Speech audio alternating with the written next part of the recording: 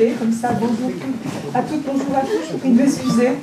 Mais le Premier ministre a voulu nous réunir assez rapidement sur les questions de l'emploi, et particulièrement de l'emploi des jeunes, donc je ne pouvais pas partir avant la fin, même si ma présence ici est extrêmement précieuse. Mesdames, Messieurs, la République sait ce qu'elle doit à certains citoyens, sa promesse d'égalité, que des personnes ont eu des vies exceptionnelles, qu'elles se sont distinguées par leur engagement, par leur courage, par leur sens moral. Il est important qu'à l'occasion de moments comme celui-ci, la République dise haut et fort sa reconnaissance. Aujourd'hui, j'ai vraiment le très grand honneur d'adresser publiquement ce message à Nadia Chaban et à Daniel Langlois. L'accompagnement de l'autisme en France accuse un lourd retard. L'énergie que Nadia Chaban et que Daniel Langlois consacrent pour combler ce retard mérite toute notre considération. Nadia Chaban, votre carrière de chercheur et de praticienne hospitalière est admirable à bien des aspects. Après votre deuxième cycle d'études en médecine, vous réussissez en 1991 le concours de l'internat spécialité psychiatrie. Commence alors une carrière que l'on peut qualifier d'avant-gardiste dans le domaine de l'autisme et des troubles envahissants du développement. Vos travaux universitaires et votre pratique comme chef de clinique responsable de la consultation spécialisée autisme à l'hôpital Robert Debré en attestent. Vos engagements, vos formations contribuent à diffuser en France des pratiques qui seront reconnues par la Haute Autorité de Santé et qui ont très largement, vous le savez, très largement inspiré le troisième plan autisme. Vous êtes une pionnière qui allie recherche et pratique au service d'une cause qui nous est commune. Nommée experte par l'Agence française du médicament en 1998, puis par l'Agence européenne du médicament en 2001, vous menez en même temps vos activités de praticienne hospitalier au service psychopathologique de l'enfant et de l'adolescent à l'hôpital Robert Debré. Parallèlement, vous poursuivez vos recherches. Vous êtes lauréate de la Fondation pour la recherche médicale en 2003 pour le projet Génétique, Autisme, Études des pairs. Vous recevez la même année. C'est bien dit? Très bien, merci. Je suis sous contrôle. Quelles sont les mutations engendrées? Vous recevez donc la même année la mention très honorable et les félicitations du jury pour votre thèse de doctorat de 3e cycle neurosciences à l'Université de Paris 12 sur les facteurs de susceptibilité génétique dans les troubles obsessionnels compulsifs. Vous êtes depuis 2010 membre du groupe de travail de la HAS sur les prises en charge dans l'autisme et responsable du projet expérimental d'accompagnement au diagnostic de l'autisme dans le cadre du plan autisme. Et c'est quelque chose qui m'est particulièrement précieux en ce qui me concerne.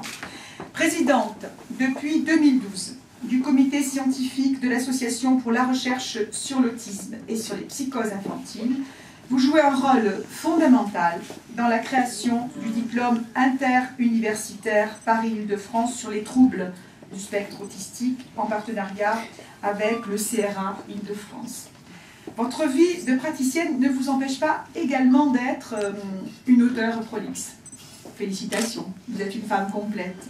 Votre intelligence, madame, votre énergie au service des personnes autistes et de leurs familles sont aujourd'hui récompensées. Madame Nadia Chaban, c'est pour tout cela que j'ai extrêmement la grande fierté, et je vais le dire les phrases plus solennelles tout à l'heure, mais là je le dis d'abord avec le cœur, sachez que j'ai une très grande fierté de vous remettre, bien sûr, pas en mon nom, au nom de celui du président de la République, votre décoration.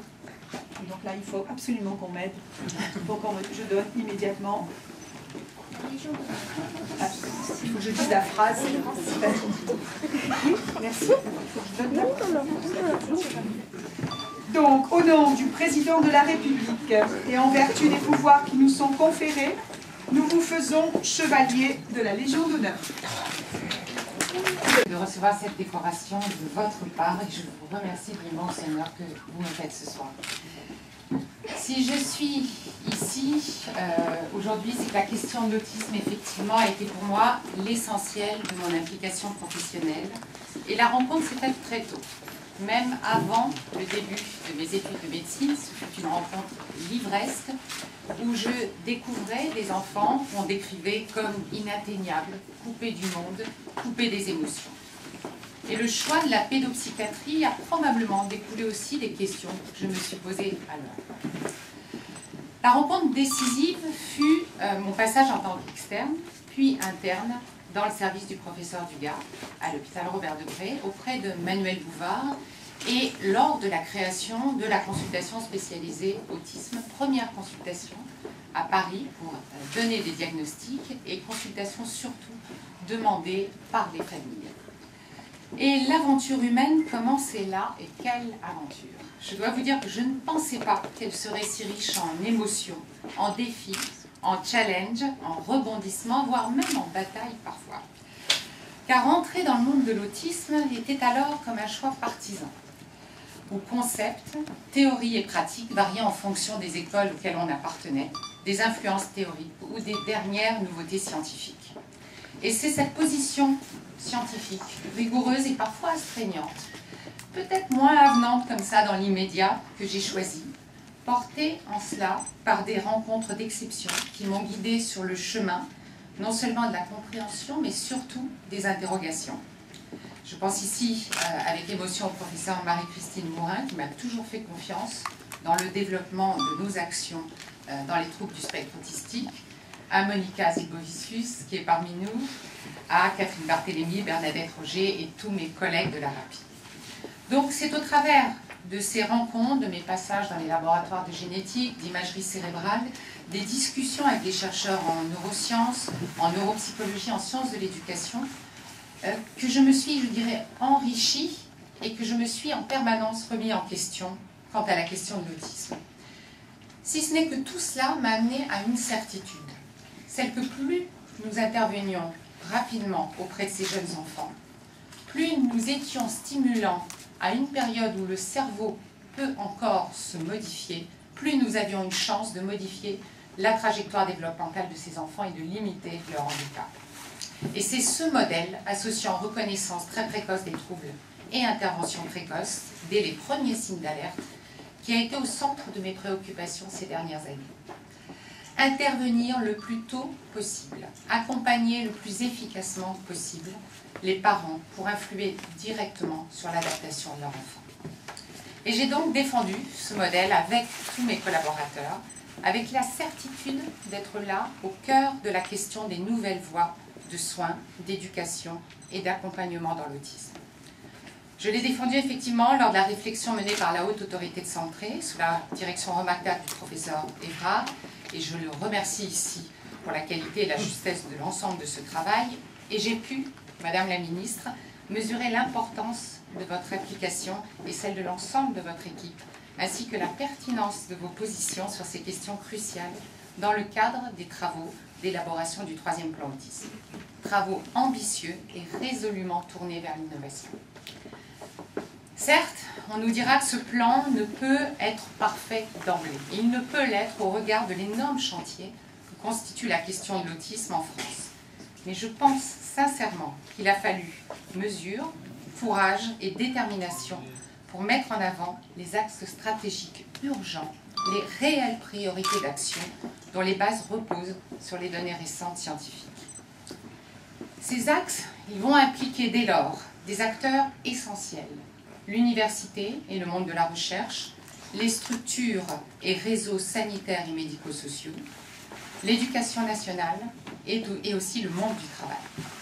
Et il est certain que seule une réelle volonté politique au sens noble du terme, celui du bien public, peut réunir l'ensemble de ses partenaires dans une dynamique cohérente, articulée, ambitieuse, qui fera progresser notre santé publique dans l'autisme dans notre pays. Je souhaite également rendre hommage à l'action menée dans ce sens par notre agence régionale de santé, qui est particulièrement sensibilisée à cette problématique et qui se mobilise activement sous l'impulsion et avec le soutien remarquable de M. Claude Eva.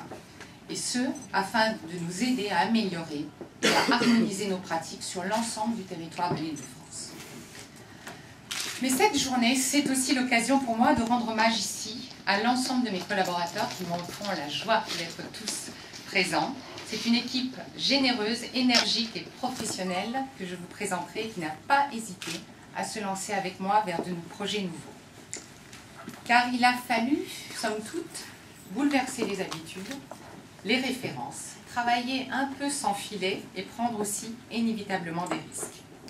Les débuts ont été source d'anxiété pour tous, avec un travail tâtonnant, expérimental, mais dans le même temps, vous toutes qui êtes présentes, vous étiez portées par une envie irrépressible d'intervenir, non pas comme des apprentis sorciers, mais avec une volonté réelle d'apprendre, d'aider, d'accompagner le plus justement possible.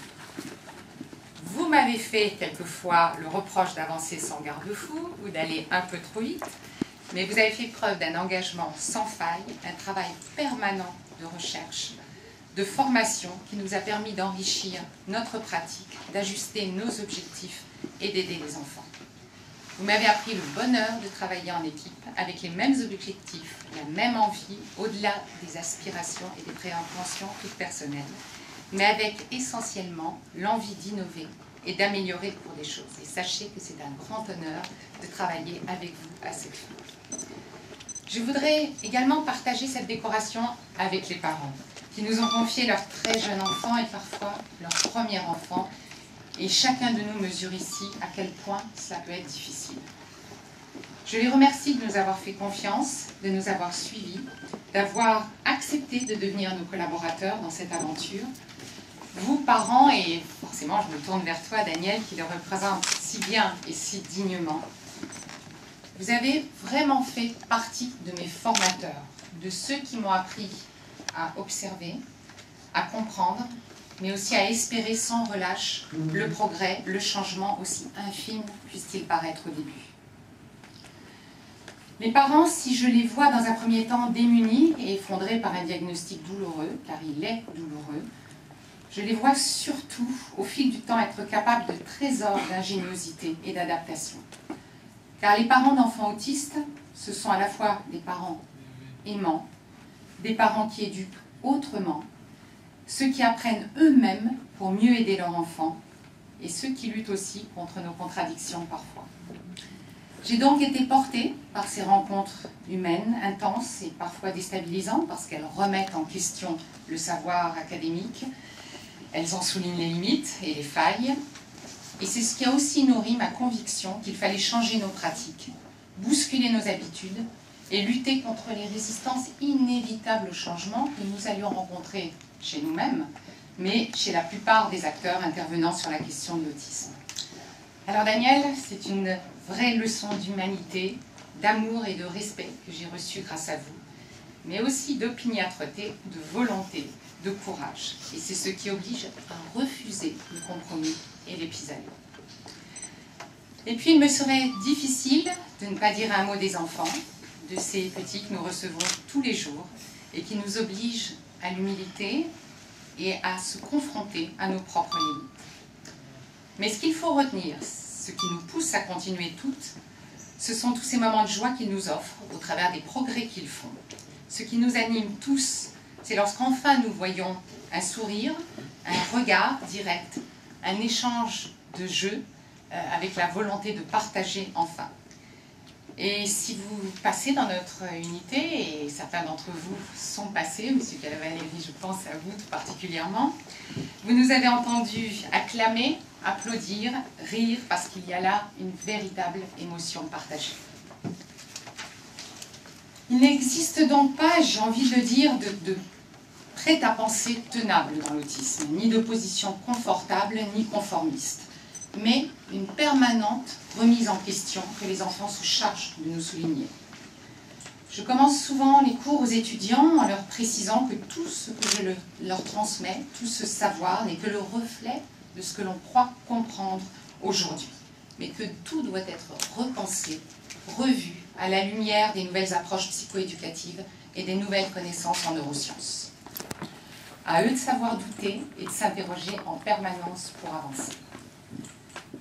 Et si j'ai parfois entendu le conseil dans mon entourage professionnel de ne pas m'impliquer autant dans ce seul champ clinique et de recherche qu'est l'autisme, je crois vraiment que le conseil est discutable. Parce que je pense honnêtement que l'autisme met en avant et l'exemple du travail de réflexion et d'innovation qu'il nous reste à mener sur l'ensemble des troubles du développement et sur l'ensemble de la psychiatrie de l'enfant. Enfin, je voudrais me tourner vers mes proches, ceux qui me portent et me supportent avec amour. Cette remise de médaille honorifique, Madame la Ministre, m'apporte une très belle chance de pouvoir rendre hommage à mes parents, que j'ai la chance d'avoir auprès de moi ce soir, et qui m'ont toujours guidée avec beaucoup d'amour. Un soutien permanent. Oh là là, quand l'émotion monte, donc je suis fille unique et fille de deux vraies féministes convaincues qui m'ont toujours poussée à aller de l'avant, à avoir confiance en moi pour défendre mes idées et mes projets, et toujours dans le plus grand respect de l'autre et de toutes ses différences, avec le devoir d'accompagner et d'aider les plus fragiles, et un profond attachement au service public. Ce n'est donc pas un hasard que ces choix professionnels. Et ces mêmes valeurs essentielles, j'espère les transmettre à mes garçons, qui sont aujourd'hui bien sûr ma plus grande fierté et mon bel espoir en l'avenir. Et qui par ailleurs sont parfaitement incollables malgré leur jeune âge sur la question de l'autisme. Vous pouvez leur faire exposer, puisqu'ils ont grandi avec. Alors les prochains enjeux, le futur, comment les concevoir autrement en continuant. Et cette distinction, Madame la Ministre, qui m'honore au-delà de tout, sera ainsi une belle incitation à poursuivre mon engagement auprès des familles et des enfants, à continuer cette belle aventure humaine ensemble et à garder et l'énergie et les convictions nécessaires pour avancer, se former, transmettre, mais toujours dans le respect de l'autre et avec un réel esprit de tolérance.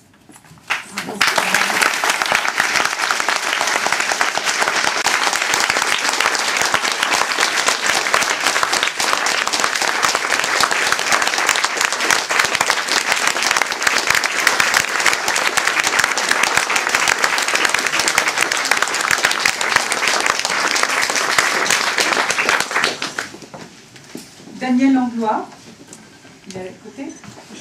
En fait, c'est celle qui m'a appris beaucoup de choses.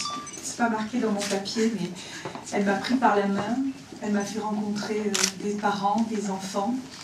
Elle m'a appris énormément de choses sur la question de l'autisme et sur aussi toute sa version humaine et l'engagement qu'elle a. Danielle Langlois, vous avez comme Nadia Chaban cette capacité de mener plusieurs choses de front au service de ceux qui en ont le plus besoin. Et c'est dans le monde associatif et dans l'enseignement que vous avez œuvré, vous, pour changer les choses. Et il fallait assurément les changer. Après des études secondaires brillantes, vous obtenez en 1970 le CAPES de lettres classiques. Puis, vous partez pour l'Afrique du Nord au titre de la coopération, avant d'enseigner en classe préparatoire, tout en assumant la charge de coordinatrice de votre discipline. Vous obtenez en 1992 l'agrégation de lettres classiques. Mais c'est surtout en tant que mère que vous allez affronter les épreuves les plus dures. Et vous allez le faire avec force. Et vous allez le faire avec dignité. Refusant l'orientation en hôpital psychiatrique à une époque où les solutions alternatives dans le traitement de l'autisme étaient totalement reléguées, et vous êtes lancé avec détermination à ce moment-là dans le combat associatif en vue d'offrir aux personnes autistes le droit à l'éducation, le droit à l'intégration, le droit de vivre, tout simplement. Votre souci de rapprocher les parents isolés, de développer les connaissances scientifiques et de former les professionnels se retrouve au cœur de ce troisième plan autisme à qui je dois aussi beaucoup par votre combat. Là aussi, merci pour ce que vous m'avez apporté ensemble et avec beaucoup d'autres pour construire ce plan. Votre parcours associatif est d'une richesse exemplaire. La qualité des projets pour lesquels vous vous battez l'est tout autant. Vous vous investissez depuis 2008 sur un projet de logement adapté et accompagné pour les personnes autistes. Vous créez et puis vous dirigez depuis 2012 un comité de pilotage pour la mise en place d'une licence professionnelle accompagnement des personnes autistes à Saint-Étienne. Vous êtes sollicité par de nombreuses associations, de nombreuses instances régionales et nationales au sein desquelles vous contribuez largement à faire changer le regard, à faire changer les pratiques, à faire bouger les pratiques. Vous êtes depuis février 2012 formatrice autiste labellisée par l'École des hautes études de santé publique, par le Centre régional autiste et par l'Agence régionale de santé Rhône-Alpes. Au plan national, vous siégez à la Conférence nationale de santé et vous êtes experte HAS et ANSEM pour l'état des connaissances sur l'autisme et pour les recommandations des bonnes pratiques. Militant depuis plus de 10 ans au sein de l'association Autisme France, vous en êtes la présidente désormais depuis 2011. La promotion des méthodes éducatives est votre fil rouge. Votre expertise a été extrêmement précieuse pour moi, je le répète.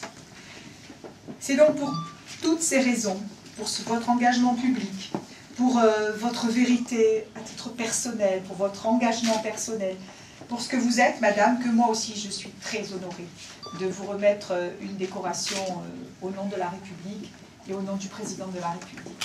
Je vais le faire tout de suite.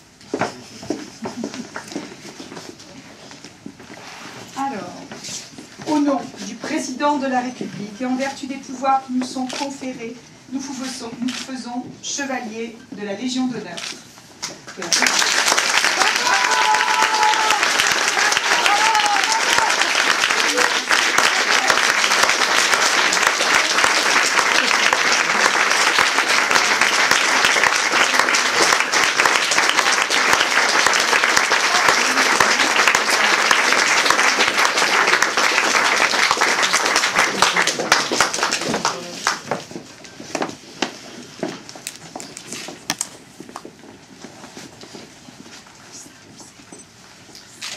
Madame la ministre, messieurs les élus, mesdames et messieurs les serviteurs de l'État ici présents, mesdames et messieurs les présidents d'associations, chère Nadia, vous tous que j'aime.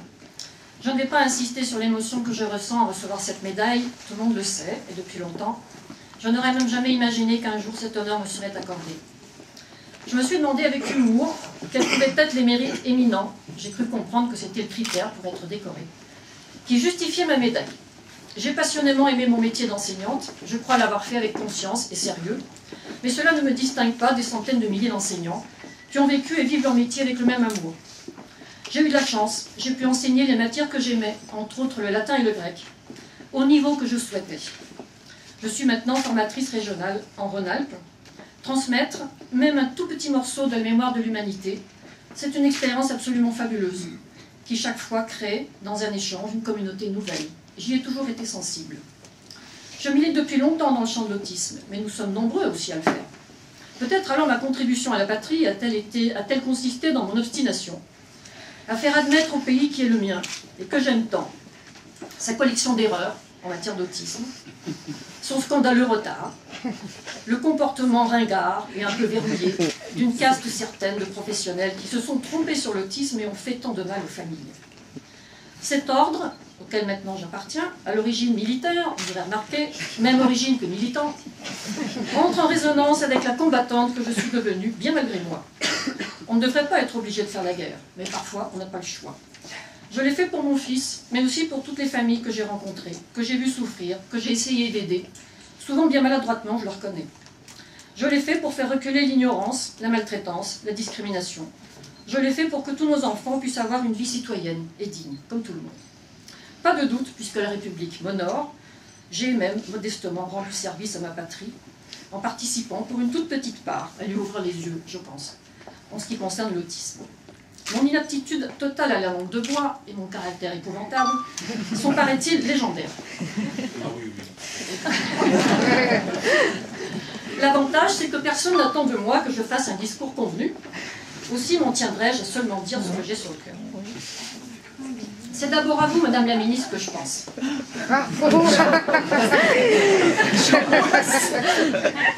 Je ne suis pas près d'oublier la première fois que je vous ai rencontré en juillet 2012. Vous m'avez dit, vous me donnez le tournis, Madame, tellement vous me montrez le chantier que c'est.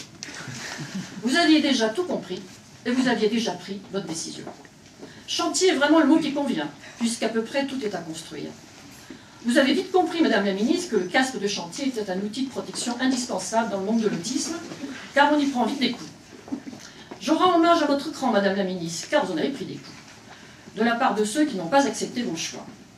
Vous avez su rendre de l'espoir aux familles, même si cet espoir reste fragile et menacé. Bien sûr, le plan Autisme 3 est loin d'être parfait, mais c'est la première fois qu'un plan construit une démarche exigeante, qui constitue le début, mais le début seulement, de ce qu'il faudrait enfin mettre en œuvre. Diagnostiquer le plus vite possible, intervenir tôt, comme l'a expliqué Nadia, utiliser les programmes d'apprentissage que les familles savent efficaces, réhabiliter et conforter les familles dans leur mission éducative. Je n'hésite pas à le dire, comme je ne manie pas la langue de bois, tout le monde comprendra que c'est sincère. Vous avez posé les bases d'une vraie révolution culturelle. Pris des risques pour qu'elle soit irréversible, parce que c'est ça pour moi qui est absolument essentiel. Je me doute bien que vous avez dû bousculer quelques ministres au passage dans votre entourage, mais vous avez tenu bon, sans langue de bois. Votre humanité vous a permis dès le départ de prendre comme moteur de votre action le désespoir que vous avez perçu chez les familles. Merci, Madame la Ministre, pour cet engagement. Je pense aussi à tous ceux à qui je dois tout. Mon fils adoré, Fabien, autiste. Ni autiste sévère, ni autiste Asperger, autiste. Qui m'a appris à regarder le monde autrement. Il m'a obligé à m'étonner de ce dont nous nous étonnons jamais, car nos codages sociaux sont très élaborés. Qu'est-ce que c'est que ce monde où les horaires écrits des transports en commun ne sont pas respectés? Cela met mon fils dans une colère noire. Où on doit apprendre à faire la queue alors qu'il y en a qui resquillent. Et qu'il faut apprendre à ne rien dire à ceux qui resquillent. Où il faut apprendre à décoder des métaphores, parce que nous sommes si compliqués qu'il nous faut utiliser le langage avec des sous-entendus ou des sens multiples. C'est une présence apaisante pour moi, même s'il m'en a fait beaucoup baver, parce qu'il ne fait rien peser sur moi et que son innocence est totale. Merci à ma petite mère, 88 ans, elle n'est pas venue parce qu'elle est maintenant très fatiguée, qui m'a aidé à tenir bon, parce que sans son aide, je crois que je n'aurais jamais résisté. Merci à ma famille, toujours attentive, à ma petite nièce, Clémence, qui est là, qui nous donne sa tendresse, à toutes les familles concernées par l'autisme, à qui je dédie cette médaille, qui est bien plus la leur que la mienne. D'ailleurs, ils se l'étaient déjà attribué le 1er janvier sur les forums, et ils ont bien raison. Tous les militants qui ont partagé mon combat, tous ceux que j'ai rencontrés, en dehors du champ de l'autisme, à qui j'ai essayé de montrer la discrimination et les dégâts subis par les personnes autistes et leurs familles, et qui m'ont écouté. Tous ceux qui sont là, Francine, Karim, M. Cavalieri, Mme Marie Égyptienne, Saïd, vous avez tous été attentifs et efficaces, et vous m'avez aidé aussi à tenir bon. Merci à Laurent qui est là, qui m'a toujours fait rire avec son spectacle. Quand on est soumis à une dictature, l'humour noir c'est un moyen de survie, tout le monde sait ça. Et de rire de temps en temps en allant sur Internet où il y a quelques extraits de son spectacle, ça m'a toujours remise d'aplomb quand j'avais vraiment le cafard. Merci à tous les professionnels compétents et engagés auprès des familles, qui ne comptent ni leur temps ni leur énergie pour aider les familles, pour partager savoir et savoir-faire. Il y a longtemps qu'ils ont compris, eux, que le partenariat famille-professionnel était indispensable. Je sais que certains ont payé cher cet engagement et continuent à le payer cher. Ce partenariat est aussi très riche, car l'expertise profane des familles est une réalité sur laquelle les professionnels peuvent s'appuyer. De même que nous avons besoin des professionnels pour nous relayer et mettre en place des programmes d'accompagnement de qualité. Je pense surtout à toi, Nadia, toujours présente quand on a besoin de toi. Quand je viens de solliciter pour une maman en détresse, avec ses 3 enfants, tous atteints d'un trouble du développement, maltraités par les institutions auxquelles elle a eu la mauvaise idée de s'adresser, alors que toi, tu es déjà largement débordé, tu as pris en main le problème et rendu espoir et dignité à la maman.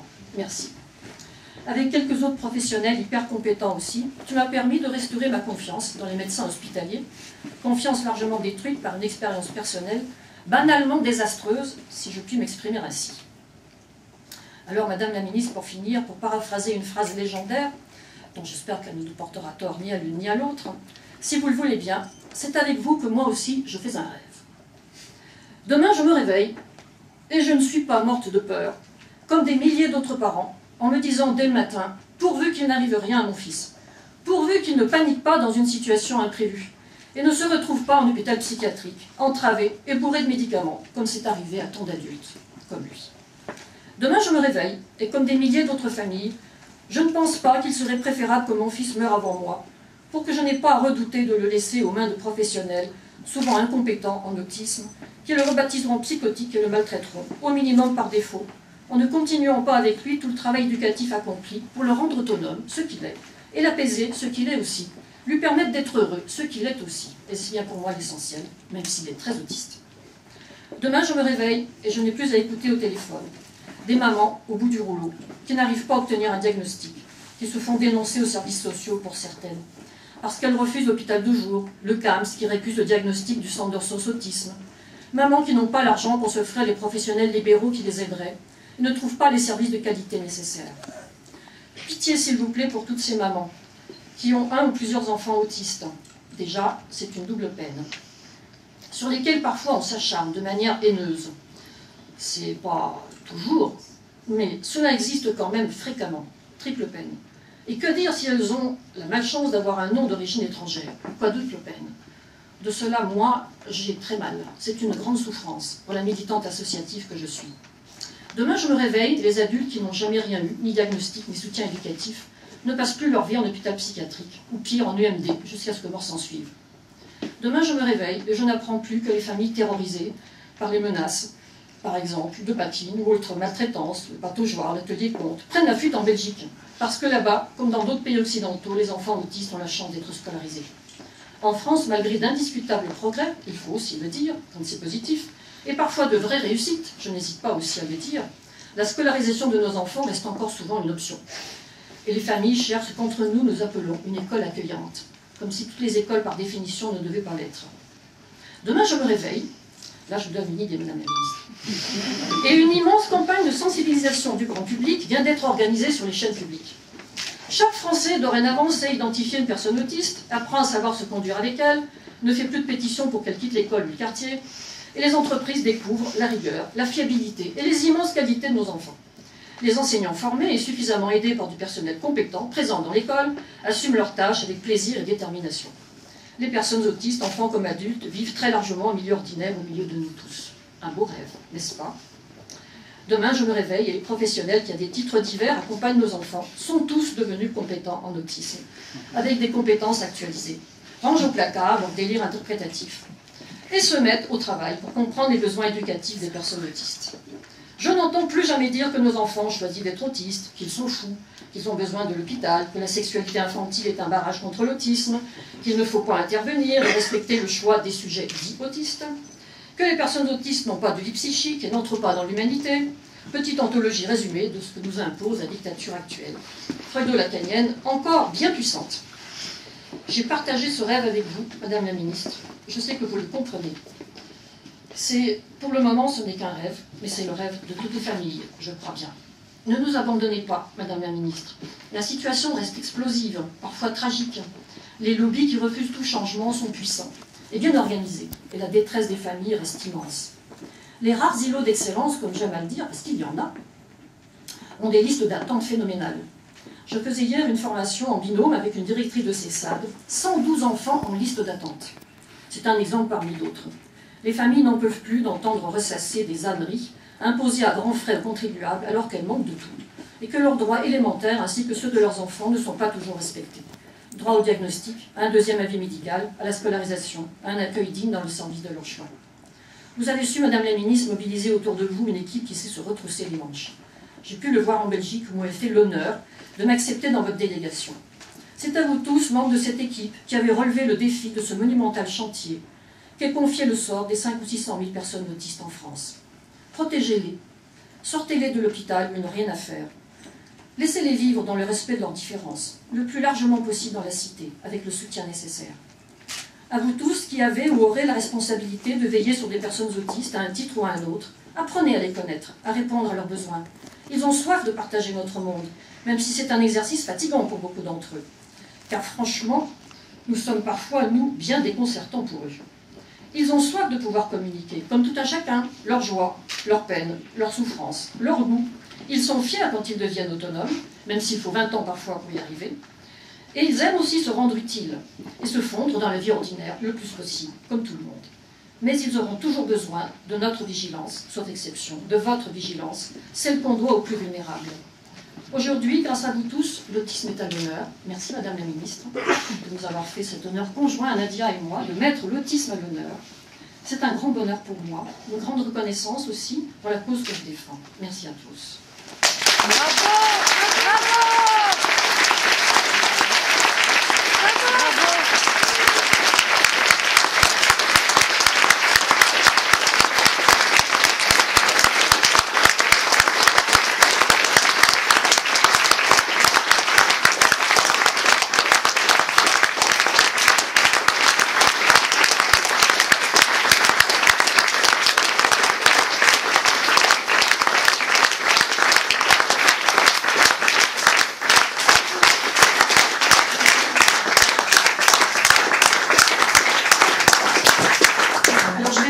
de l'aide.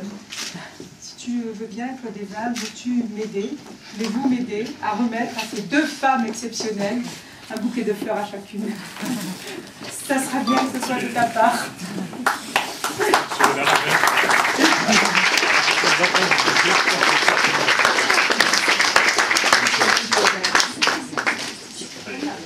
Très bien, vous avez été...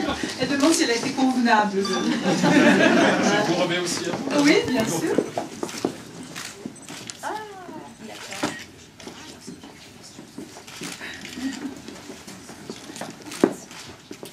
Viens avec nous. Voilà. Ah, il faut que je signe, sinon ça ne marche pas. Ah. Oui. Alors, je signe là. Claude, tu montes avec nous, comme ça. Je te laisse signer. Voilà. Alors, je ne sais pas si c'est bon. Alors moi je suis là. Ah, pardon, c'est ils ont Voilà. le texte. Daniel, je tiens.